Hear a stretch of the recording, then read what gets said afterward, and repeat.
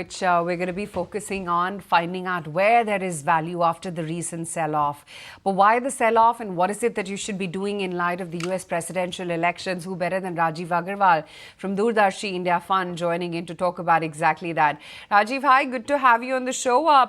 Just wanted to understand what's the message out there for India investors, given the recent sell-off, given the incessant FII and FPI selling, and of course, the big queue that awaits all of us, the US elections. Yeah, no, I think as Nikunj was saying earlier, I feel that some pullback in the markets is pretty healthy for the market.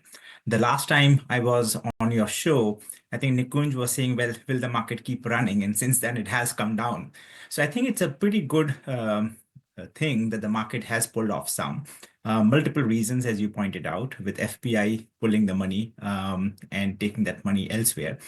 Obviously, there is some uncertainty with the US elections, and we'll see that tomorrow if the results actually come out that quickly or whether there is some litigation around the results. But I do think for people like us who look for individual opportunities rather than the market as a whole, I think it is starting to give us some opportunities to invest our money, and we are active investors as the markets have come down. Selling them, Rajiv, you are not selling.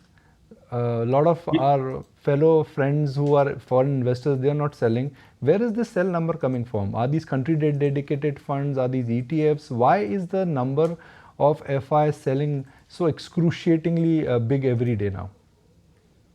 Yeah, I think a lot of these might be very macro-focused hedge funds, is what I would assume, because these are the people who are coming into the markets based on the momentum. And clearly, as the momentum has moved around, and as well as, there is an expectation about the fact that China possibly will have a bigger stimulus in the next few weeks. And they want to be positioning for that. They obviously missed the first leg of that, but maybe there is a lot of driver around that. The second fact, which we know, all of us know, is the fact that Indian markets were not necessarily cheap if you compare to many other markets. So I think they have made some good money in the last few quarters. And I think this is a very normal thing where they would want to take the money off and try to de-risk some of their portfolio positioning and use it elsewhere.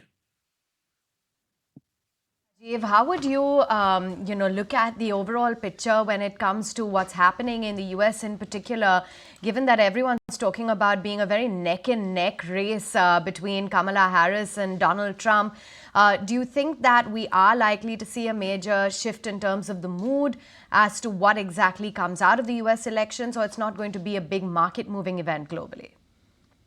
I think it could very well be a market-moving event. And I think the bigger move could happen if the election verdict is not very clear, because given how tight the race is, as you are showing on your screens, I think the race is very tight, and it is possible that a few states ultimately decide the election, as we know. And if the vote difference between the two candidates is not significant, there is a much higher chance that this time there is litigation around that. And that is an uncertainty that nobody wants. We also know that the two candidates have very different policies, right? And the longer it drags on, I think the more the uncertainty will be there. And definitely that is a risk that is there in the market. So I think it's too difficult to call out how the election will be, clearly. But the uncertainty is creating some concern for the investors. But people like us, we basically try to take advantage of that. So we are okay. Rajiv, where is it that you're actually putting money to work? What have you been buying in this recent decline? I think you talked about the bank nifty. I think banking slash NBFCs has been a sector that has been hit hard, especially, with the unsecured lending businesses really not doing well in the Q2 results. And that has come down, the prices have come down significantly, which starts, if we look out a few years, maybe some of them are starting to look a little bit more interesting to us. That's one area. I think capital markets have done very well in India, and those capital market players' results have been very strong this year or this quarter.